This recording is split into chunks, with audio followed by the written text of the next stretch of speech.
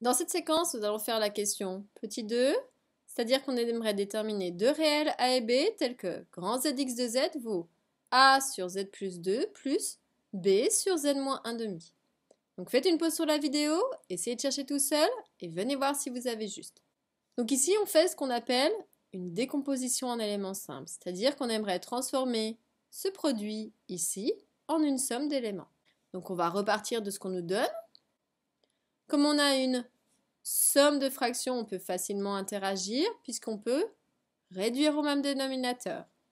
Donc il suffit de trouver le dénominateur commun.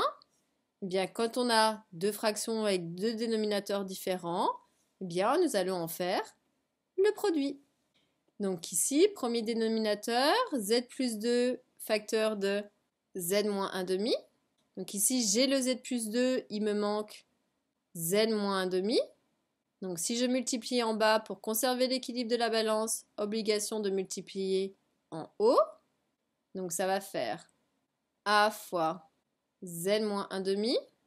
Alors attention, si vous avez écrit ainsi, c'est faux, puisqu'on multiplie par tout le z moins 1 demi. Ça, c'est une entité. Donc ça veut dire que ici, il faut obligatoirement mettre des parenthèses pour que, lorsqu'on va développer, on donne bien le a à tout le monde et pas qu'à une personne. Ensuite, on avait notre plus. Et deuxième partie, on a z plus 1 demi, il me manque z plus 2. Donc on va multiplier par z plus 2 ici pour conserver l'équilibre de la balance par z plus 2 ici. Donc on a plus b fois z plus 2 sur notre fameux dénominateur commun. Alors même remarque, attention, si vous avez écrit ainsi, c'est faux, puisqu'il faut que b il multiplie tout le z plus 2. Ça c'est encore une entité, un élément. Ainsi, lorsqu'on va développer, on va bien avoir une distribution à tout le monde et pas qu'à une personne. Donc on peut tirer un grand trait de fraction parce que nous avons bien le même dénominateur commun ici, ici.